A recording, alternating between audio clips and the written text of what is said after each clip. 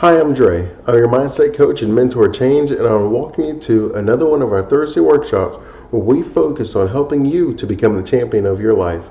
Today, we're going to focus on the fearless mindset. We're going to continue in the series that we started last week for the month of October, where we look to answer the question, what does fear look like in your organization?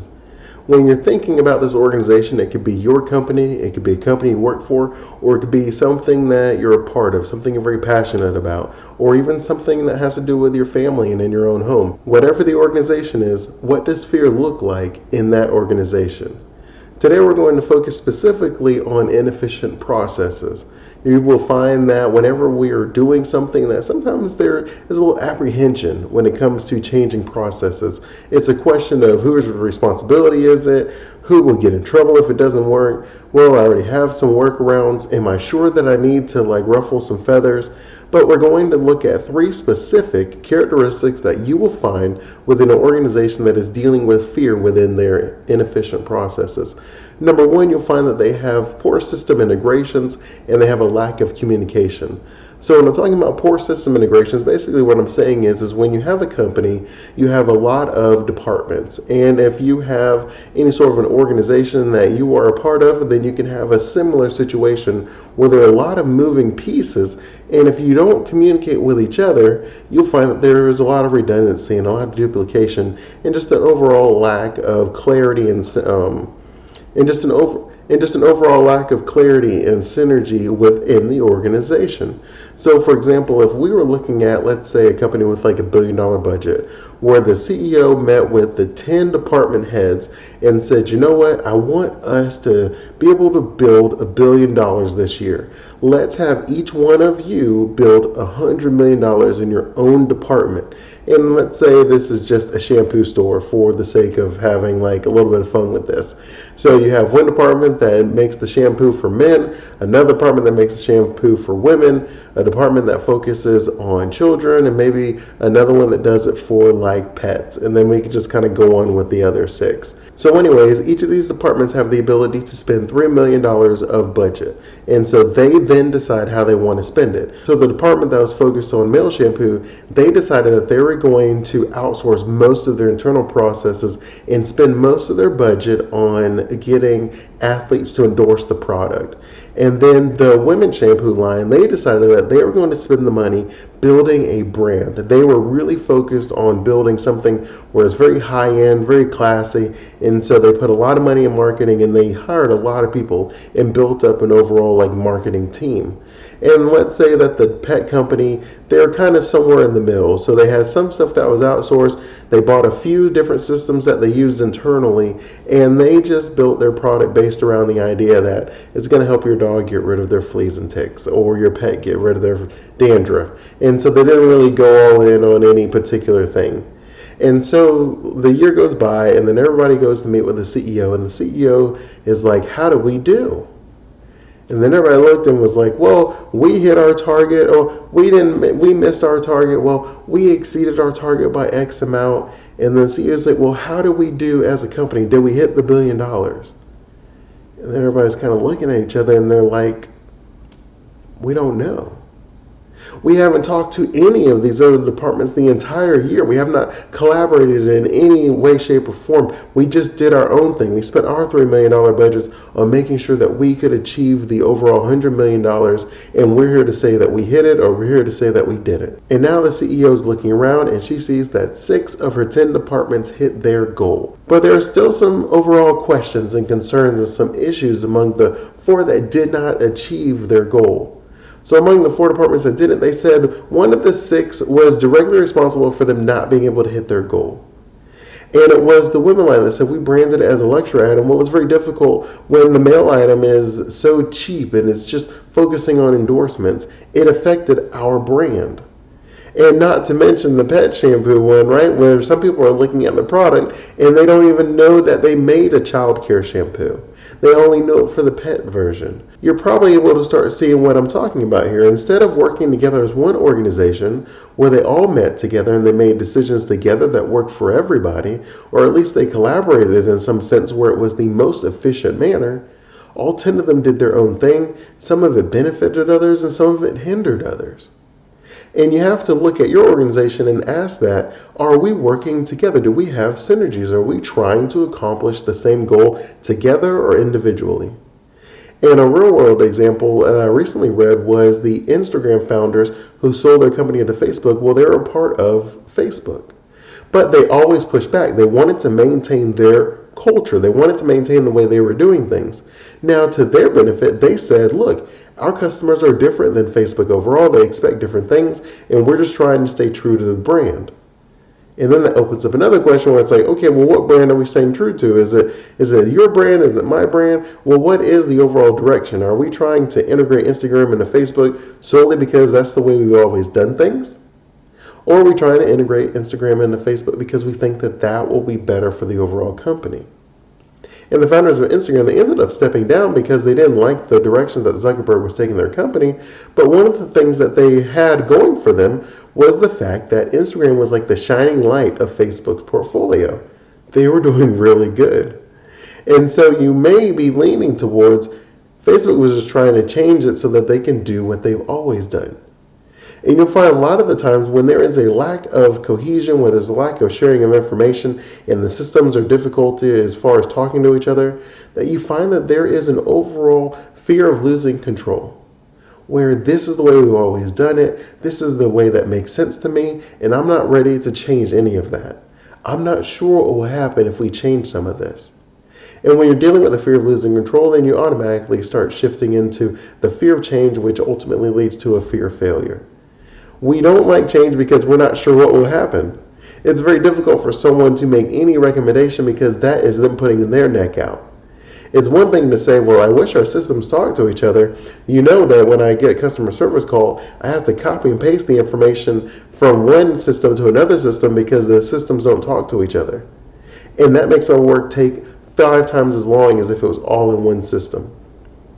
Now, we all will nod our heads and say, yeah, that's a problem. That should be fixed.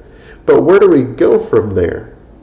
And one of the things that I recommend for you to do is just to see if you're able to recommend it to the higher ups. And if it is your company, I recommend looking at some of these solutions that are all in one. So there are programs like SAS and SQL that I really enjoy using, where all of the information is fed in there, and then you can create a customizable look for each individual department. So it's still all coming from the same place. And you've even seen some CRMs where, like Salesforce, for example, where they make it like it's an all-in-one, and you can get a lot of information from in there where everybody can put all their stuff in there, and then it can be customized and sent out to each individual department with the information that they need. These are going to be some of the solutions that you're going to want to implement. As far as communication, it becomes really important to make sure that everybody understands that even though you have your individual task, you also have the overall organization's objective. And we have to work together to achieve that. Empower your staff, empower your people to be able to make the decision. And that transitions us very well into number 2, which is overall delays and obstacles. And you'll find whenever you have delays and obstacles in your organization that you're dealing with the fear of losing control, just like in the first one, but you add in the fear of the worst possible outcome happening, right? The fear of something bad happening, and just the overall fear of missing out. So you'll find that whenever there are delays and obstacles in getting approvals, oftentimes there is somewhere in the process where there is a bottleneck, where everything is getting clogged up. And a lot of the times these are going to be your gatekeepers, where these are people that have been there the longest, and this could be someone that's high up or it can be someone that's not. And you'll find that what these gatekeepers have done is they have taken all the power and authority from their staff and they kind of hold it for themselves. And I understand that it's not necessarily like a bad thing all the time, but generally speaking, if you find that your processes are delayed and that you have obstacles getting approval, then that is the first place that you want to look. Because you'll find a lot of the times that the person that has the approval is sort of high up, in the sense that they're kind of far away from the overall process, and what ends up happening is they have their own workload, where they have their own stuff that they have to do on a regular basis, and it's very difficult to get on their schedule to get the approvals. So they maybe have to wait like a week or two to get in front of them, and then when they get in front of them, they have to update them on everything because they're, like I said, they're pretty far removed from the process. So they have to bring them up to date so that they're able to now make that decision. And that ends up slowing the overall process down, and it also stifles innovation. And you're probably wondering, well, Dre, what does that have to do with innovation? Well, let me put it to you this way. If you were someone who had to package some information to get an approval before you can get your job done, how would you package it? Well, you'd probably package it in a manner to get the approval. Well, how would that be? Well, most likely that is going to be the way that you've always done it. How willing would you be to take a risk and package it completely different because you think that this will be one of the best things ever? You may, but you probably wouldn't. And it's not your fault. The reason is very simple. You had to wait a week or two to get in front of them. Why would you wait another week or two because they said no to what you presented them? Instead, you present them exactly what you know will get them the approval. Something that's in the wheelhouse, in their comfort zone, with the same parameters that you always get an approval with. And that ends up stifling innovation because you know that there is a better process that you can implement, but you're just not interested in trying because it's very difficult to get the approval in the first place. So if you're trying to kind of get away from this, if you're trying to figure out how to eliminate some of these slowdowns, what you're going to want to do is you're going to want to give some of the power to your staff. You're going to want to give some of the power and responsibility to the people. And what this may look like is, let's say you have to approve like 10 things on a regular basis. I'm confident that 6 of them are probably everyday, regular type of approvals, where you can create some sort of a matrix, some sort of a table where it's like, if it is within this parameter, then you can approve it. And that's great because now we've freed up some of the schedule where you're only looking at the most important items, which is technically what you want to be doing. You don't want to look at the everyday minutia that is like rubber stamping because it's exactly what we always do. If it's exactly what you always do, then allow them to do it without having to show it to you. And this may be able to free up some of the time that you spend in these meetings, where instead of you trying to meet every week or two, or most likely if you're the person doing the approvals, you probably meet on a more regular basis. It's just you happen to meet with that specific department every week or two. But you probably meet with all of them at least once a week or something of that nature. So instead of you having all these meetings where it's very difficult for you to get these approvals out, well, now alleviate some of the work by empowering them. And you'll find that when they can be approved, and you'll find that when they can approve things, that maybe you only have to meet like once a month, where they just give you an overall update. Hey, I approved these 10 items this month. They were all within the parameters. Everything's going great as far as the customer's concerned. Just wanted to keep you up to date on it. So you don't really have that overall fear of missing out. But also keep in mind that when you're talking about the fear of the worst thing possible happening, if you do it this way, where they're only approving the small amounts, then you're able to kind of maneuver around that overall fear.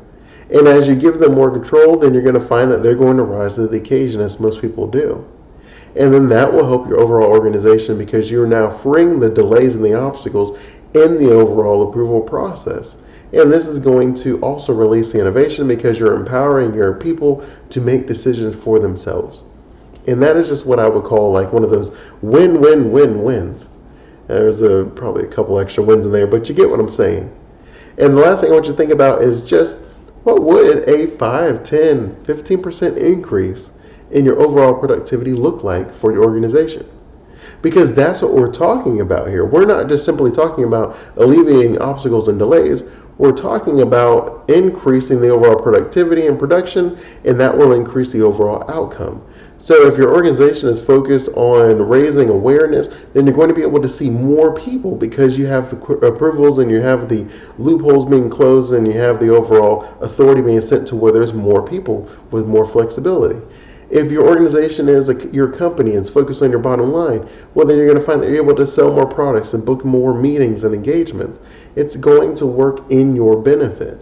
And so what we often do whenever we're dealing with the fear of the worst possible situation, we never get to think about, well, what if everything I dreamed of happens? And that's actually one of my favorite questions to ask myself. If everything goes absolutely the way that I want it to go, how amazing would that be for my organization? Because we're often thinking, well, what is the worst possible outcome? Well, then they're going to prove something that is like completely wrong. It's going to cost the company millions of dollars. And they're going to be like, hey, Dre, this was on your watch. This went through your department. What do you have to say for yourself? And I'm going to be sitting there with no idea what they're talking about. And you're right. That is a pretty bad situation. But that's very unlikely to happen if you implement it the way I just spoke of. And then on the other end, if it works out exactly the way it should, then everything's still fine. You've cut your workload in a third or something, and you cut your workload by a third because you don't have to do all these approvals, and you only have to see like 4 of the 10 instead of 10 out of the 10. And then you're able to focus on what's really important and the stuff that is actually impacting the bottom line of your company. And so that's just kind of a question I like to ask myself, and it's something I encourage you to do as well. And I just want to close out that second segment by simply saying, dare to make a mistake. Because I promise you, as I had already mentioned, it really won't be as bad as you're thinking. We're going to learn from the mistakes, we're going to make changes, and the company's going to grow as a result. By staying stagnant in the exact same processes that you've been working, because you know that those processes people either are working around or they at least don't ruffle the feathers enough where no one considers it a failure, but you inside know it could be so much better. So just dare to make a mistake. And number 3, we have subpar decision making, where an organization spends most of its time reacting to the situations where the fire drill pops up, all hands on deck, let's extinguish this fire, and then we call it a day.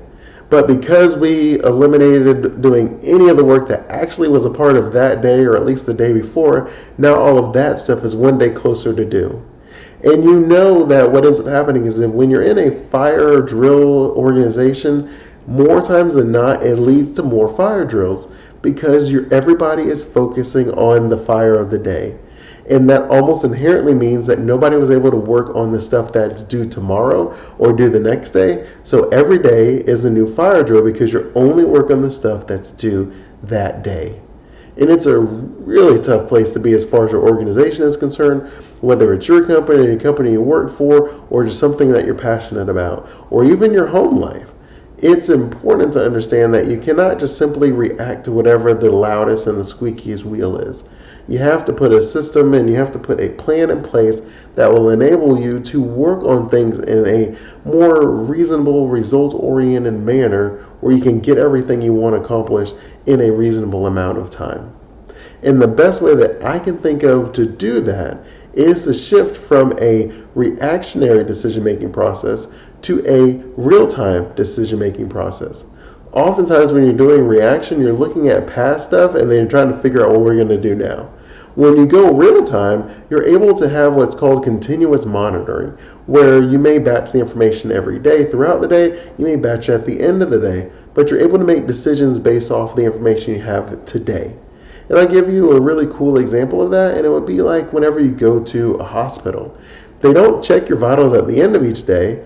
Well, they sort of do, but they check your vitals throughout the day as well. It's very important for them to be able to monitor you on a continual basis, because if you end up flatlining or like something goes on or your heart starts beating like 500, then they know to come in and check on you to treat the symptoms immediately, because you don't want to allow it to get to a point that it is now untreatable. But in our organization, that's often what we do. We're never monitoring in real time, so often we're just reacting to what already happened, i.e. the fire drills. So maybe if someone was doing continuous monitoring, you would have noticed that your largest customer was slowly siphoning their business, where they were steadily reducing it over a period of 2 years, which may look like they were testing the waters. And then you can send the sales and outreach out there, we could talk to them, see what's going on, and address the issue ahead of time. But because you only look at past indicators, then you simply looked at last year, and we had a lot of money last year, so we have a lot of expectations for this year. And then at the end of the year, everybody's looking and you're like, hey, that customer is gone. And everybody's like, yeah, well, what happened? Did anyone talk to them? And they're like, well, no, nobody talked to them. Well, it's because you weren't looking at the real-time data. You want to be able to be just like a hospital, monitoring information where you're able to react in the moment when the situation arises. And I know that that sounds uncomfortable. Even just saying it kind of makes me like, whoa, the moment, that's like pretty dangerous. Because we have that overall fear of failure and that fear of losing control. And when you're talking about, well, I can choose between a live Broadway type of show where whatever mistakes I make are the mistakes I make, or I can do it more like a movie or a TV show where I can take like 30, 40, 50 takes and you're going to take the best cuts and put them all together and make an amazing show or movie. Well, most of us are going to choose the one that's edited and controlled. The live aspect is very difficult for us. Like, what if the lights don't turn on? Or what if I forget my lines? And these are difficult things for us to grasp and to deal with. And so I understand the difficulties even when you just use the word real-time analytics. To help make that transition a little bit easier for you from reactionary to real-time, I want to just give you like 3 quick tips. Number 1 is you have to get the information. You cannot make decisions without the information. And when you're talking about continuous monitoring, I want you to put something in place that's very similar to the way the hospital is. And use the systems that we discussed before where it captures everything. So I know like SQL and SAS, like they literally capture everything. And then you're able to kind of manipulate it from there. You want to create a bunch of databases that will capture the information for each department and then put it into like one presentation for your overall organization. And you'll find that when you get the information, then you're able to look at it and you're able to start noticing some of the trends, and then you're able to start making decisions off of these trends in real time. Where you have leading indicators, you are able to use those to make some sound decisions. So it's actually one of those really cool things where you'll feel like a psychic or a prophet, and you'll get addicted to the idea that there are indications and we can make changes within a certain reasonable amount of certainty. We know that that is exactly how it's going to happen. Like, it's a pretty cool thing if you really think about it. Number 2 is once you have the information, you want to make sure you put some guardrails in place. You don't want to be making real-time decisions that have the ability to go really bad. And this will help you with the overall fear of losing control. It'll also help you with the fear of the worst thing happening. So if you curve out what the worst possible scenario is by putting some of these guardrails in place. So with the hospital example, if you're monitoring someone's vitals, if they go up to a certain number, the nurses come in immediately. If they go down below a certain number, the nurses come in immediately, because they're not going to wait. And when you put your guardrails in place, you want to make sure that you put them at a place where you have the ability to react. You don't want to put it too low where it's too late. You don't want to put it too high where it's too late. So you just have to kind of feel out your organization and see what makes sense as far as where to put the guardrails so that you're able to make adjustments in the moment. Next, you want to make sure that you limit the ability for people to make like really big mistakes, because right, we're all humans, so mistakes happen. So if you're talking about someone fat fingering a couple extra zeros, maybe an icon pops up that's like, hey, you put in $100,000. Are you sure you want to send a check for that much? I'm just saying, it probably will be one of those things that is going to happen. So if you have these questions, then maybe it will help them take a second look. Maybe instead of doing that, if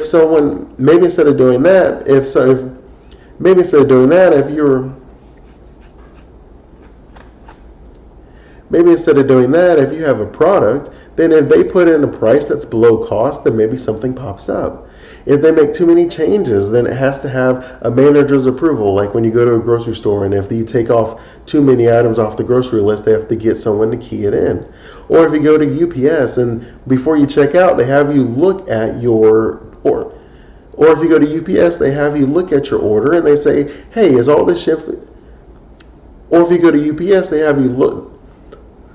Or if you go to UPS, they print out the slip and they have you look at it and they say, hey, is all of this shipping information correct? Are the addresses and the names right? That is real-time analytics. They're not going to mail it and then they're going to be like sending it back to you in a week and it's like, hey, this address doesn't exist, because that doesn't really help you now. But by having you look at it before you leave, they're able to make adjustments in the real time. And these are the guardrails that you want to put in place. And last, number 3, we have just make sure that everyone is looking at the same information. I know it sounds obvious, but I have been a part of organizations where one person sees the numbers and it includes sales tax, another department sees the numbers and it's tied to the GL, so it includes refunds, and another department looks at the numbers and it includes like no sales tax, no refunds, and it's just the overall money.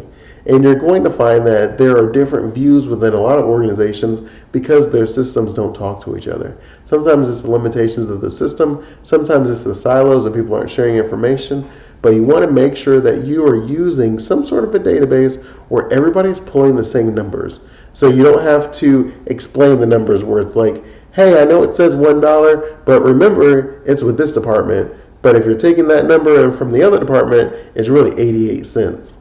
Because, right, that doesn't really sound right. And it makes real-time decisions very difficult when it's that convoluted. So you just want to make sure you can simplify and streamline as much as possible. So if you put those three things in place, then you're going to love real time, and it's going to actually give you the additional benefit of it being much faster than the fire drill reactionary, and it's going to be much more accurate.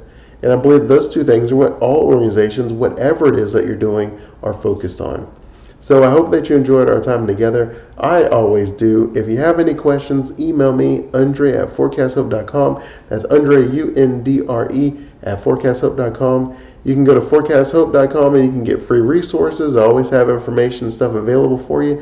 And if you have any questions for me, always reach out for me. You can go to talkmindsetchange.com and that will redirect you to the Facebook group. Until next time, I'm Dre, your mindset coach and mentor change, and I wish you continued blessings on your journey to become the champion of your life.